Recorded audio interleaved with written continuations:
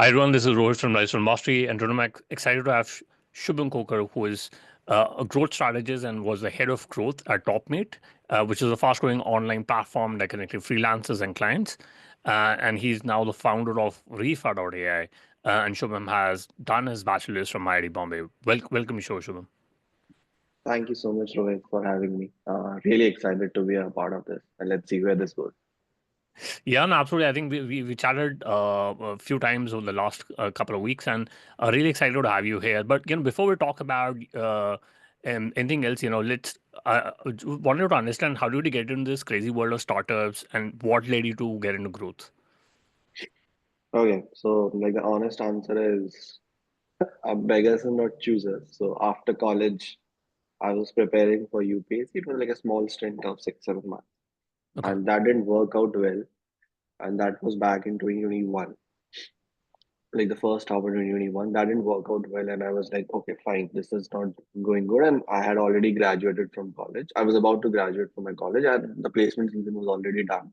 I didn't sit for placements for two reasons. My academics was not very good, and I was like, okay, let's put my all stakes into UPSC. So I didn't okay, sit, and then after a few months, I realized that UPSC is not my calling. And then I started talking to few people from my seniors, my alum network, my batchmates, and then they were like, "Yeah, right now." That was the time where startups were getting a lot of funding in India, yeah, and that's how I got connected with Ankit and Dinesh when they were just starting off. They were like just discussing the idea, and so for me also, like being an online UPSC aspirant, so getting like one-on-one time with the actual teacher apart from the online classes where like 10,000 of students joining that Zoom call or whatever you call it. So yeah, I mean the problem was I was like, yeah, I have personally faced the problem and I was not able to get my doubt resolved in a very personal proximity with the teacher. So that's how I got into Topnet and I was looking for a job. So essentially it was just looking for a role, looking for a okay. job out of just to get out of UPSC zone, and then Topnet happened, and it did happen very good.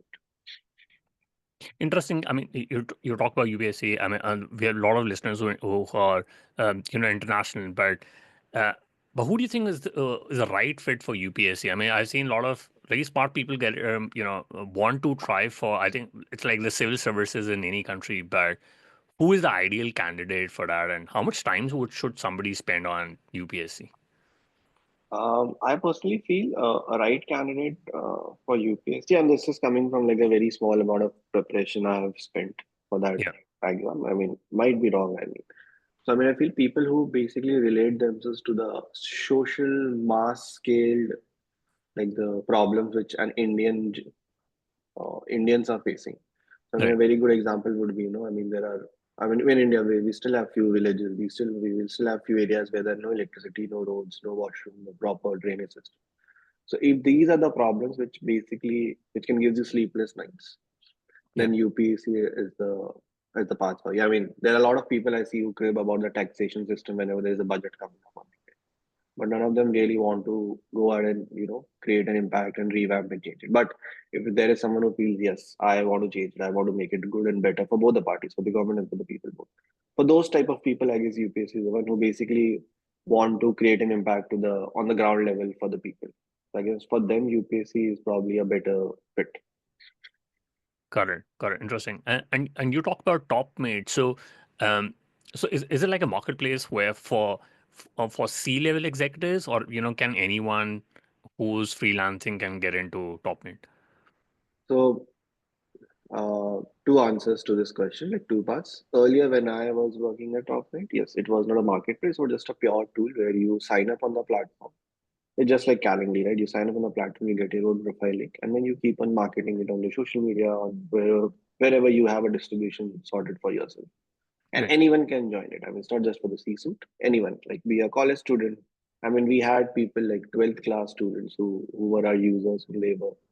I mean, and there were people talking to her. I mean, 11th class, 10th class juniors, people who were in college who wanted to understand about the MUNs, they were talking to her. Yeah. And so, yeah, I mean, it's for everyone. Earlier, it was just a tool where you had to market yourself. We give you like a profile link, we give you the tech stack, we give you a technical platform where you can just build your services, create your online store. But now, like When I left, they had shifted their model to a marketplace side where they will bring discovery, where they will bring business for you. Got it. Yeah, I think that's a great benefit of having a marketplace. Yeah. And was it Indian centric, or is it specific to few cities only, like Delhi, Bombay, Bangalore? No, no. So, I mean, when we started off, of course, the Bangalore and Mumbai gave us a lot of traction because all the people in the team at that time were engineers mostly. Right. And Bangalore and Mumbai are the hubs for engineers. Bangalore, Mumbai, Gurgaon, Delhi, Pune, these are the hubs for engineers. So Right. that's how we got into it. And so initially, it was primarily like all those four, five cities gave a lot of traction. Right. But our focus from day one was to build, build in India for the whole world. And so Okay. the first I can say like the 1 month and 1 year and 3 months, around 14, 15 months were dedicated to, create something for India, right, dedicatedly for India, get some insights from that market, and parallelly keep on researching on the US expansion part. And I guess in January 2023, since January 2023, we have been like all in for the international expansion, and that's where my primary involvement was for the past 1.5 years. Interesting. I worked in tech startups back in India where we took our own time to get into US. Now, US expanding into new market is always a very interesting strategy. But how did you look at US as the first market, or did you look at uh, places like Middle East, Dubai to get your roads in? So see, I mean, the problem or the issue or whatever, like the whole operational thing which Topmate was solving was the manual back and forth hassle of scheduling a call with someone you met online, or Right. the payments part, right? How do I pay to that person cross border? Yeah, so we realized that in Indian, or I should say the subcontinent mindset, subcontinent geography, the mindset there does not encourage a lot of people to pay for someone's time. I mean, Yeah. that's not how it works over there. So we faced a lot of blocker friction while starting up Topmate in India. So from that day, from like in the initial 2 3 weeks, we realized that US is the market because Calendly being there in existence since 2015, 2013, Kajabi was there, Gumroad was there, and they were doing billions of dollars, millions of dollars in revenue as the company. I mean, forget about how much the creators were earning. Right. So we figured out this North America is the geography where people are very much comfortable in paying as per your hourly standards, hourly rates, which in Indian is a very negative connotation that okay, if I pay you as per the hourly rates, hourly standards. So we figured out this that we always have to, eventually we'll have to take that step where we put in all our resources towards US. So we never focused on the other countries. We just started like after India when we realized that in India the things are pretty smooth and on almost on the autopilot mode. I mean, which they are never. I mean, you always think, but they never become or whatever. I mean, when you get that vibe and that feeling, then we straight away jumped onto the US part. Interesting. And when you're looking at growth, you're always looking at experimenting. So is there any experimentation that you did which led you to a very unexpected insight and shaped your the next steps? Yeah, I mean, I will say like the pricing part. I mean, so when Topnet started in August 2021 till March 2023, we were not earning any revenue Okay. because everything was given for free. If you're earning from Topnet, you take away the whole money. Topnet doesn't get a penny out of it. I mean, there was no commission model, there were no deductions, anything out of that. And we started the expansion in the US was in January 2023. Right. So we, of course, just like any newbie or any amateur person, we started giving all those incentives that join top and get a $50 Amazon gift card, $50 DoorDash card, and all that stuff. And then we realized, after having few calls and conversation, realized that people here in US are not trusting us because there is no pricing model on our page. They're like, you are a company who probably has a lot of, I mean, that's what they feel. I mean, it's not true, just letting who has a lot of VC money and they're just going all bullish on, spending that money and they can close anytime. Right. So that was like one of the very weird insights and of course very helpful that we figured that we get to know from a US native user that we need to have a pricing. We need to have something which will give us money. So Right. yeah, that's how Topmates. took that step of, okay, let's start earning revenue from the product. Yeah, so this was one, not an experiment per se, but an insight which came in a very weird manner. Hmm. Interesting. And when it comes to, the CAC to LTV ratios, were they, quite different from what you found in India versus US? Of course, Yeah.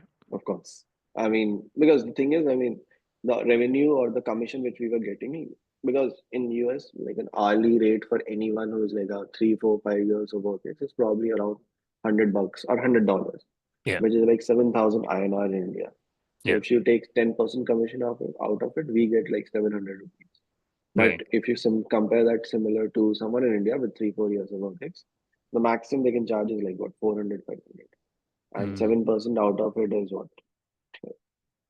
Very less, right? Yeah. Yeah. So that 10% of it is very less. I mean, that was, of course, the CAC to LTV ratio and everything was very, very, very less. And yeah, and the cost of acquisition for the Indian American market was also very Right. Correct. And but the incentive strategies, were they similar, or do you think the customer was also incentivized in a different way? So I mean, incentive strategies, they never, like whatever we tried, they never worked for US. Yeah. I mean, in India, we tried a lot of rewards, we tried a lot of freebies, we tried a lot of cash rewards, cashbacks and stuff, discounts and stuff, which which were like a big hit in India. None Hmm. of them ever worked in Topmate, no, in US. So we Right. realized pricing or giving away free incentives is. I mean, of course, out of 100 people, 4, 5 people signed up for that incentive, but that didn't actually blew out when we trying to scale up. So we had to try more growth hacky solution, more personalized support and stuff for US. But yeah, I mean the pricing incentives and all that, which we Indians feel that yeah, this is something we can give and we'll get it. That doesn't really work a lot. Of course, if you sort of tweak that and sell it as a referral policy, then of course Okay. that will work. Oh, okay. Interesting. And obviously, you would have some failures also, but again, a lot of these failures are like, and you can analyze it and see, where do you need to structure your growth strategy. So, are there any failed experiments that you did which made you, understand about where the growth Many, strategy I needs to mean, be? I guess more than 50% were failed experiments, and less than 50 give you a success. But it's just that, I mean, every failed experiment gives you a lot of learnings. So the first thing is we started expanding US in October. Like we started researching and selling out at around selling Topware to US or talking to people in US around in October, November 2022. I mean, for the first 10, 20 days, we didn't got a single reply, Okay. because we were trying the same strategy which we used in India, which was like, okay, let's let's pick a community in US, cold outreach them, cold message them, email them, and then we'll see few traction coming up. And then realize that IT tag will never work in US in the first go until unless you have like a big name associated with yourself. Second thing was like our LinkedIn location was Bangalore, it was not US. Oh, okay. So that actually was a big blocker. So these were the few things which didn't work for us in the first go, and that was a huge setback for us. I remember in 2022, Diwali was around 26th, 27th of October. Right. And till 20th November, we were all heartbroken that 20 days have passed and not a single user have signed up so far. So yeah, this didn't work. Or the other thing which didn't work was that then we realized that okay, we need to really, have a like a detailed 1 month long plan and we can't do all these non-scalable things. Hmm. So we didn't do anything in December in terms of execution. We just planned, strategized. And we were like, okay, we'll we'll start an email campaign for 4,000 people. We'll do a LinkedIn campaign for 5,000 people and everything. And then we just started it at 2nd or 3rd of January. And our Okay. emails got banned, our LinkedIn account got banned because we realized that and then we realized that we don't really need to go to scalable solutions for the first 100 users. For the first 100 users, we really need to work on the non-scalable things. And Hmm. then, we got the learnings that, okay, so let's stop automation, let's stop going to the scale execution in the first step. First focus on getting those first 5 customers, then getting 10 customers out of them, and then getting 50 out of them. So that's how we learned our lessons. Correct. And Shubham, a lot of times paid acquisition can seem like a drug. So any advice for founders when it comes to, paid acquisition, when should they start it? I mean, it's a very, I mean, it's a very thin line between being paid acquisition, organic acquisition. So while I'll always say, I mean, don't really focus on paid acquisition, but an incentivized acquisition would be like a better bet for any founders to go on. I mean, if I pay you, let's say, I can give you like a very real life example. Few weeks ago, a company reached out to me. They're like, okay, we are giving you $100 gift card if you just hop on the onboarding call with us. I was like, okay, fine. They gave me the $100 gift card, and after that, I'm not really very interested in it. It might be like a very Indian centric mindset, Yeah. but I mean, I've talked to a few people in US. They also say the same thing that we don't really get incentivized by doing that. So it's probably more on I since I can say more on the impact side of the things. Probably like what we did was the Times Square bit we did where we ask people that if you start up, if you join the platform, if you become our users and you get a certain number of bookings and stuff, then we'll be happy to put you on billboard. So that is a hybrid version of paid acquisition, right? I mean, of course, you're giving an incentive, but it's not exactly like money, but it's more of an impact acquisition, which creates on their mindset. So paid acquisition, of course, I mean, initially we all feel that yes, I mean, if we have the money, just try and do that. But it would not be sustainable. I Right. mean, if you're just going with the literal term of paid acquisition by just giving money and acquiring users, it will never be a sustainable model of acquisition. That's what I strongly feel. Mm. Correct. And what are some of the key metrics that you used to look at? Were they like s- few key metrics that you had to look at? Um, yeah, Yeah. So, I mean, for the metrics part, just a second. sure. Sorry. Yeah, for the metrics part, I'll say, I mean, see, I mean, initially, that's how the growth vertical is. It's very confusing and ever evolving at the same time. So it's like, I mean, you can't really say that, okay, for me, growth metric is, let's say, number of engagement on my social media post.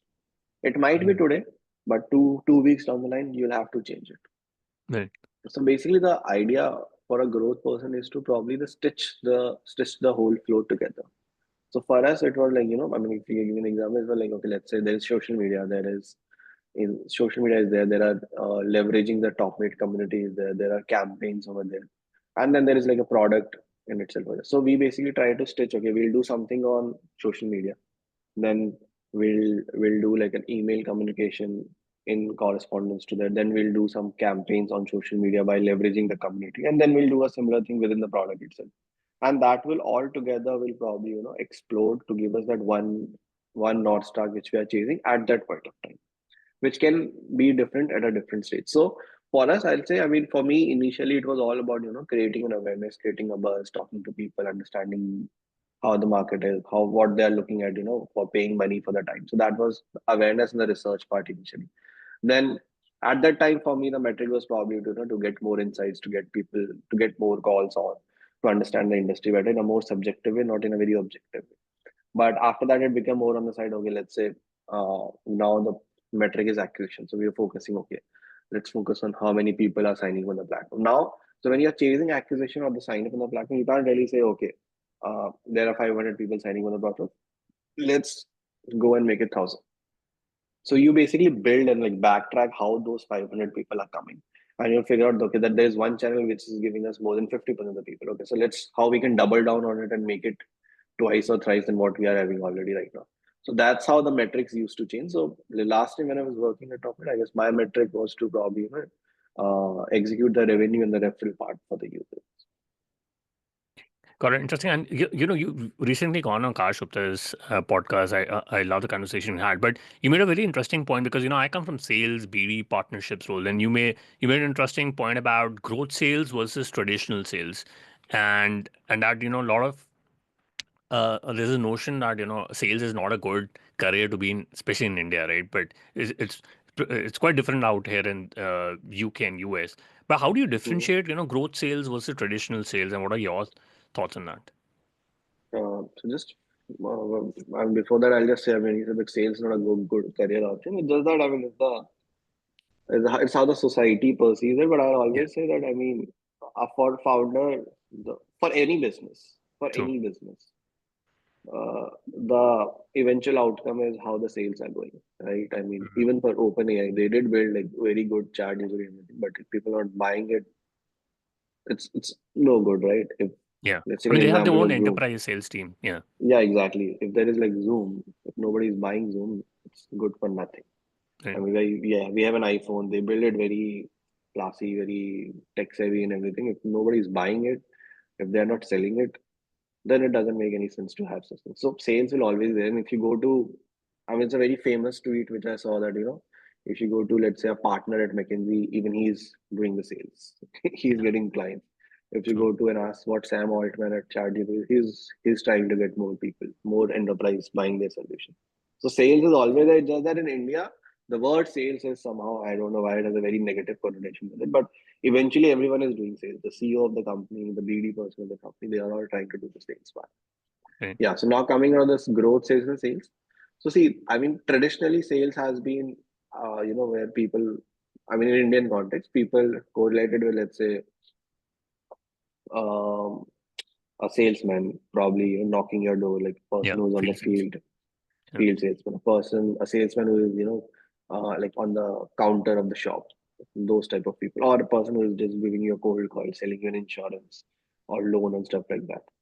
So I would say that those are the people who are actually the uh, just uh, just puppets of some sales mind. They don't really, most of the people, not really generalizing, most of the people don't really iterate on that part. That, if this person is a field salesperson, how can he be better? Maybe his attire, maybe his tone, maybe his accent, maybe the product he's trying to say. So when a salesperson tries to not just focus on, how many sales he has made. But when he takes a back step and focuses on what are the things which will enable him, making more number of sales. That is the whole difference between a traditional sales and a growth sales. Growth sales involves selling, but with a more of an analytical mindset, where you start looking at things objectively. Okay, I'm doing, let's say, 5 activities to probably close one sale. So now, okay, which out of those 5 activities needs to be toned up, toned down, double down? Can I eliminate one of them and make my process better? So that is where the growth mindset comes into the picture. Yeah, so that is it. I mean, a little bit of analytical mindset and objectivity in the whole process can, pull you away from the traditional sales to growth sales. Hmm. Got it. And what are your thoughts on brand marketing and brand building? Do you think it it's bullshit, or do you think it's really useful? No, no, of course it is useful. I mean, there's no, I mean, a real example is Jaguars. two Yeah. weeks ago, they did release a new video, and so I mean, of course, they are facing a lot of that. So of course, I mean, even for a small brand, even for a group.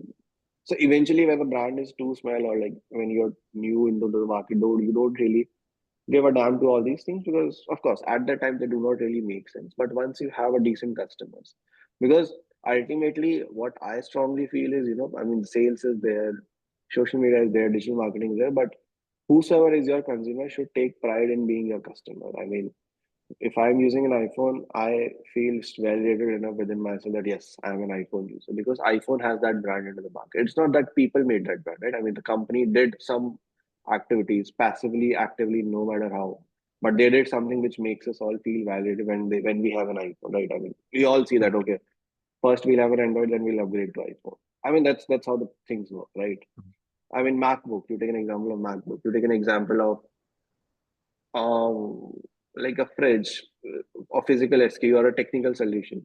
So if your customers don't take pride in it, then you really need to work on your brand positioning, brand establishment. And that will happen. That needs to come from the brand first, instead of coming from the users first. Hmm. Correct. And what are some of the simple things startup teams and product teams can do to drive more retention up uh, for uh, for the users? Well, the most basic thing which we used to do at Topmate was talking to our customers. Okay. The more you talk to them, the more you understand their psychology.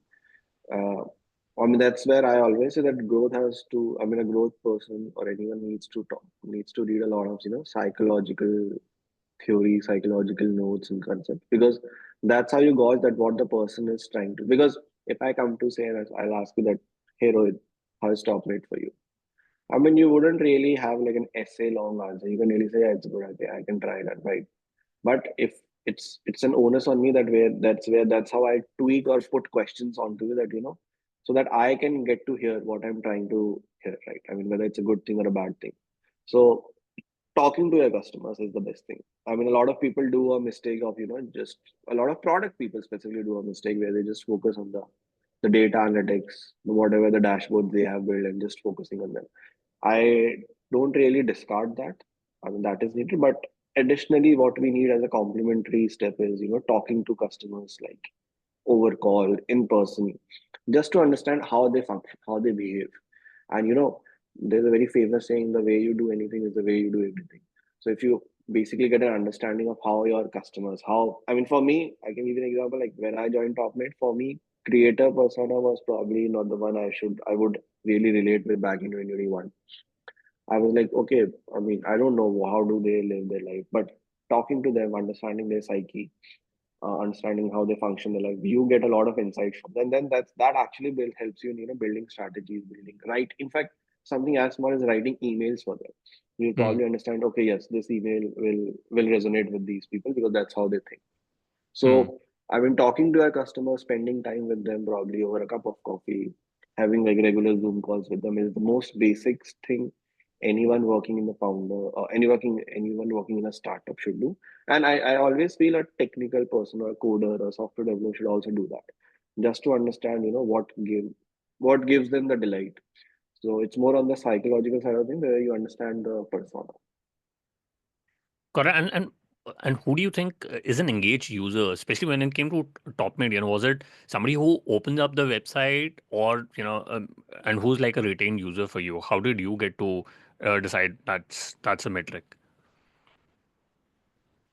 So for us, it's more about the person who constantly gives us a commission more than a certain amount. Okay. Just an example. Let's say 100 is we have that bar set at 100 rupee a month. So whosoever is giving, let's say, a commission more than 100. So more than 100 is what, like earning more than 1,000 rupees a month, like 10% Okay. commission if you take it. So Right. whosoever is earning more than $1,000, 1,000 rupees a month. I mean, just an example. These are not the real numbers. So I mean, in that sense, we say that okay, if a person joined at us at this month, if he's able to earn let's say 1,000, so he's a retained user this month. If he happens to do the same thing next month, he's still a retained user. But if let's say he drops off at month third, so we'll say that the person has churned out for us this month. And then there are different tiers in churning out. Okay, earning less, earning zero, and stuff like Correct. And is there any underappreciated growth channel that work for Topmate, going forward? that. LinkedIn. Isn't? So I mean, yeah, I mean, so I mean, a lot of people come up and told me the Topmate was a platform just for creators. So like, let me give you like a real life insight. I mean, the highest earning members of Topmate or the top 10 highest earning members of the Topmate were not really creators. They were not very active in social media.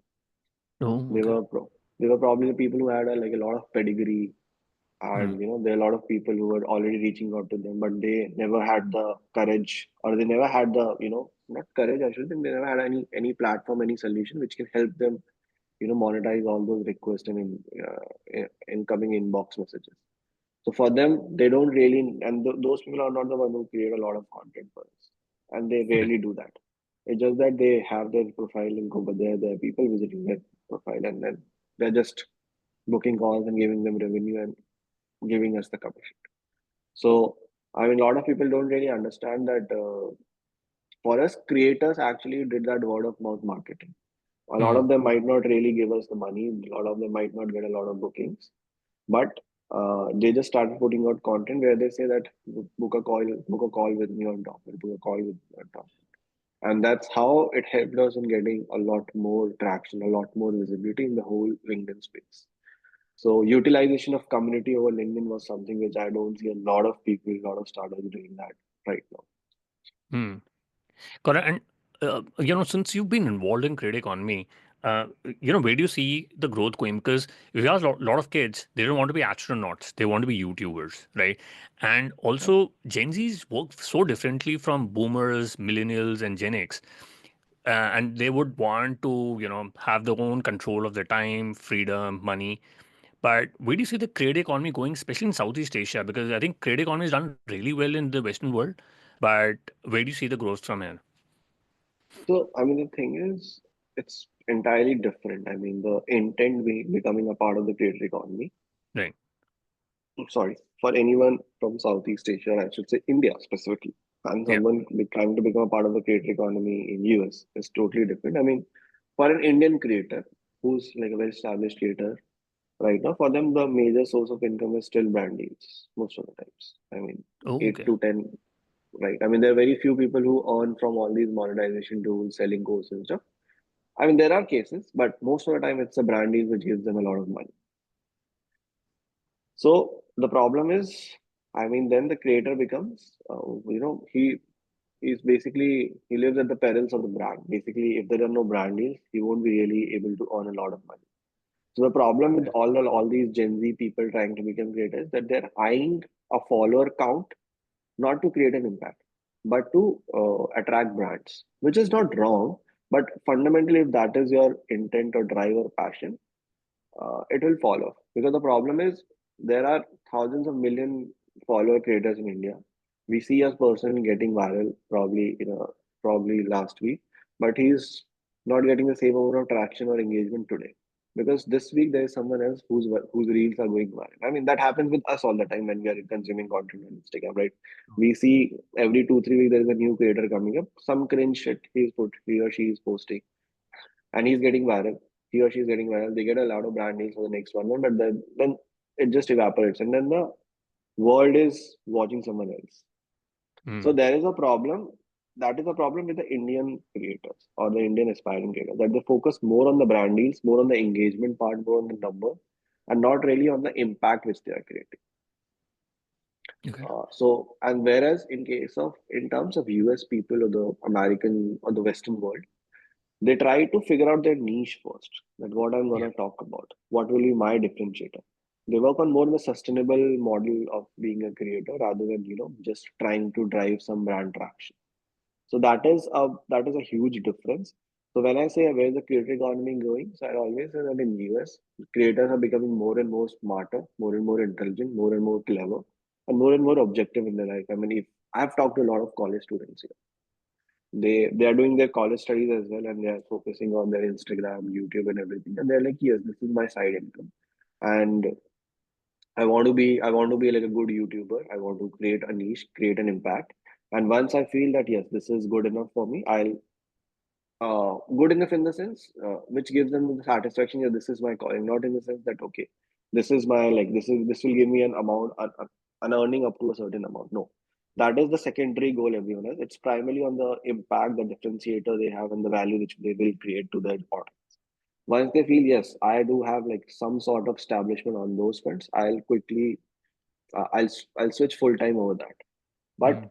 whereas on the Indian side of the thing, it's primarily on the focusing on the follower metric, subscriber metric, engagement metric, which will of course attract brands for a very small, short stint of time. But after that, the brands will focus on someone else because we can see a very good example is Zomato, Swiggy, right?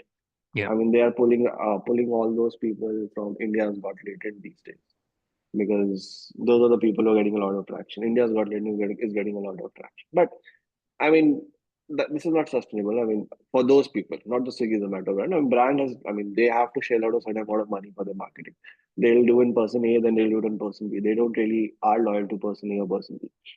So that is the problem. That is a huge difference. So in India, I mean, the creators need to focus more on the differentiation, and it's more on the mentality or the I can say the psychological side of the things. I mean, the whole ecosystem in the subcontinent works like that. So that is a huge difference.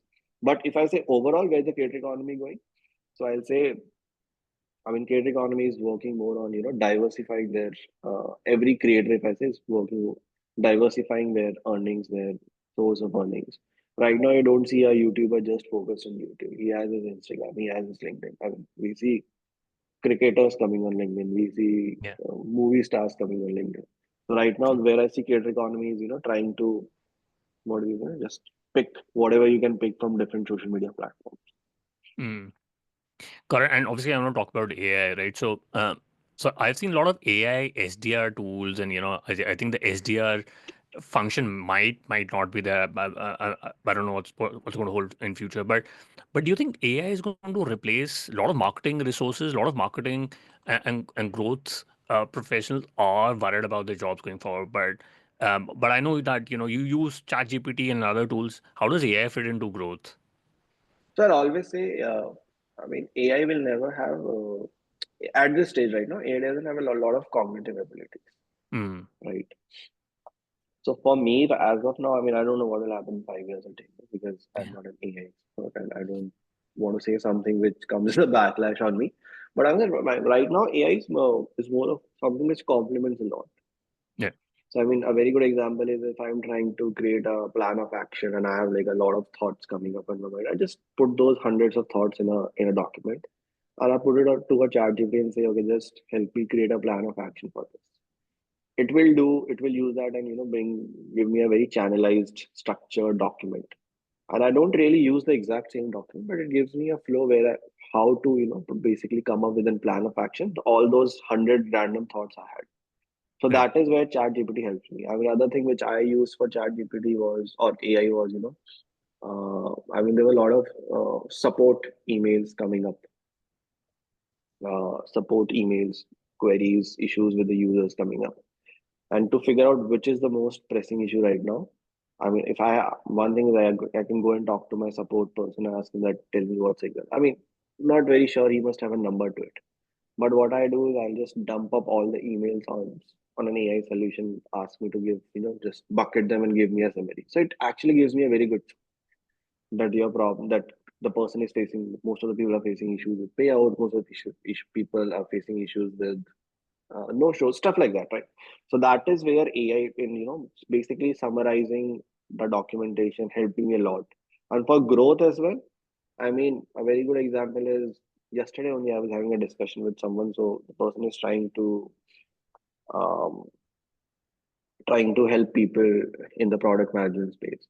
So Right. what we did was, as a growth person, what we both did was we just, took a LinkedIn dump of few main product manager people, put that on ChatGPT, and ask them to just, give me a structure that which person is targeting which type of group, aspiring group, mid-career group, C-suite employees, people who have 7, 10 years of it. And then also it gave me a very good summary that, okay, this person is creating 3 contents a week. The first content is targeted towards the early stage professional.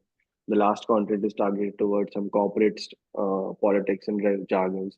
The second content is targeted towards, and this is what happened. And this is, I mean, now, I mean, I would have also done that, by looking at like by scrolling like for 4 hours on his or her timeline. But ChatGPT did that and did that very instantly and more accurately for me. And of course, once they have given me the structure, the summary, I can just go back and validate, okay, if this now makes sense or not. So for me, ChatGPT or for any growth person, ChatGPT will always be a complement in a more of a complementary role, which eases your task of where you're not using your cognitive ability, you're just dumping things, you're just summarizing stuff, you're just collating documents, and then you're analyzing. So do all that, the summarizing and the collation part is something where ChatGPT can come and do that role faster, accurately, and in real time. Right, right. Interesting. And Sam Altman recently said like we'll have AI agents rolling out in next year, and that's going to be a big Yeah. thing.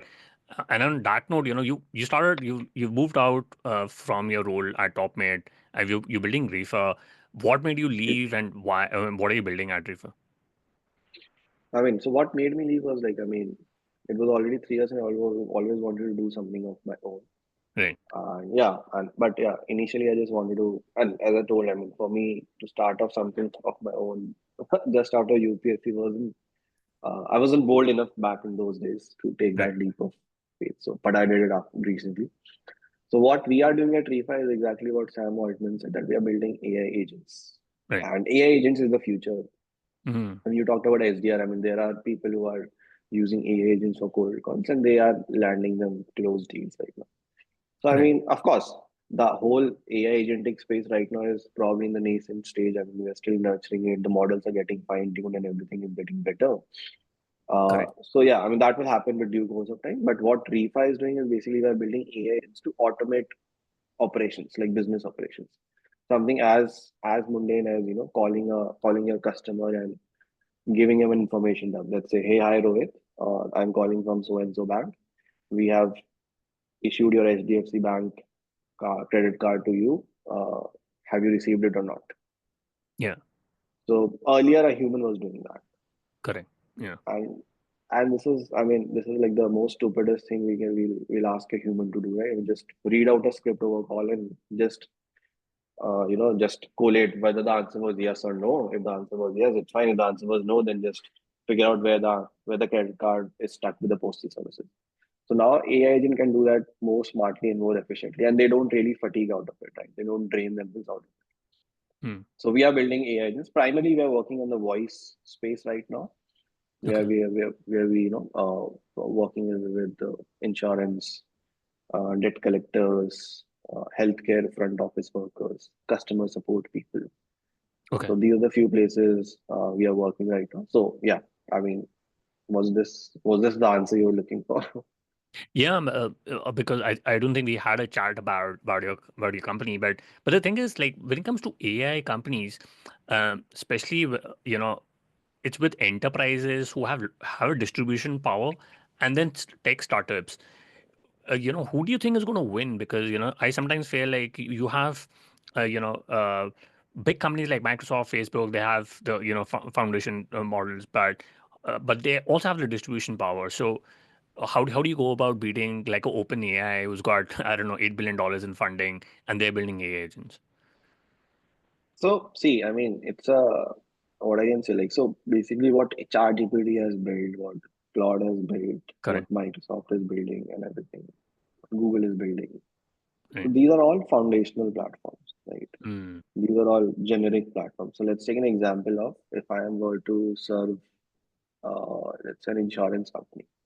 Right. So ChatGPT, Microsoft, sorry, ChatGPT, Google, Claude, they will never build a model specifically for the insurance Mm. company. Correct. Right now, maybe 5 years, 10 years down the line, they might. Right. But tech starters, what will they do, and what we are doing specifically? So we are using those foundational models and then fine tuning them as per the context of the industry. So that's how the current agentic business, the AI agent startup space, the tech space looks like. So there are a lot of startups. Someone has picked healthcare, someone has picked insurance, someone has picked mortgage, someone has picked real estate, someone has picked these travel services and everything. And they are using all those foundational models from different enterprise solutions like Microsoft, Claude, and everyone. And they're fine tuning them as per the industry context. And then, they are creating a huge impact. So right now, this is the flow. And I haven't seen I haven't seen, I've been talking to a lot of people in ChatGPT, other startups. Yeah. They do have plans, of course. They do have plans eventually to capture the whole space. I mean, from enterprise solution to the most. I mean, they basically build a platform where you can just fine tune as per your industry context. But it will take some time. And by then, probably a lot of startups might, reach at their stage where where all the companies who are working with them, they might not want to switch to all those enterprise fine-tuned specific industry solutions. Correct. Correct. No, I think building something AI is like the best career advice these days because it's really doing well. Yeah, I would say, it's not not in, it's like, we know that probably I can give an example like back in those days, probably 10, 15 years ago, people used to say that learning Excel, learning Google Doc, learning PowerPoint is something you need to know. It's a Yeah. must skill. So just True. like that, AI is probably that next must skill every person needs to have. So Each one. it might not be your calling, it might not be what you want to do in the rest of your life, but having a little understanding and letting exercise a little exercise over it will always be helpful in the long run, because eventually everyone will shift to AI agents now. Eventually Mm. everyone will shift to AI agents now. Mm. Correct. And quickly want to do the top three. What's your favorite business book? My favorite business book right now is The Art of Strategy. Correct. We'll put that in the show notes. And if you could go back in time when you started your your role in growth, what is the one thing you would have focused on or done anything differently? Uh, so initially I was more of a people's person where I focused more on talking to people and not looking at the numbers. So yeah, maybe back if I look back, probably I would have been more analytical and objective. My career or the things which I did with Topmate in the past 3 years would have been probably done in, let's say, 2 years itself. And I could have saved close to 6, 7 months for myself if I would have the same amount of understanding which I have right now in terms Yeah. of objectivity, analytics, and data part. Quite interesting because speaking with you, I could see that you're very analytical. You can really deep dive into things. So kudos on uh, being a lot more analytical. And lastly, what's your favorite online tool? For example, Gmail, Slack, Zoom. Gmail, Slack, Zoom, Gmail, I guess. Slack. I'll say Slack. Yeah, Slack. Okay. Any other tool like which I you also like Whimsical. I mean, if people are not, so it's basically you create flowchart. So it actually helps me, and whatever I'm thinking, what I'm brainstorming, I'm just giving like a structure. Okay, from here to here. Although I do have like a wall full of whiteboard, which you can probably see on the. I mean, so yeah. But I mean, putting things on whiteboard and then just giving them a digital version. So I guess Whimsical is another tool which I use a lot, and it actually helps you. You visualize all the things which you were trying to do, and in a more beautiful way. got it. Yeah, no, absolutely. We'll put that in show notes. I haven't used Whimsical. I'm going to have a look at it now. And what's the best way people can reach out to you and know more about Reefa? LinkedIn, I guess, is the best platform. I mean, I am someone who doesn't really like a lot of notifications on my phone. So when I'm not replying, either I'm sleeping or I'm driving, or I mean, I'm busy with something where I can't use my mobile. But I'm someone who, whenever I see the notification, I just want to close it as soon as possible. I have this issue with me. So I guess LinkedIn is the best platform.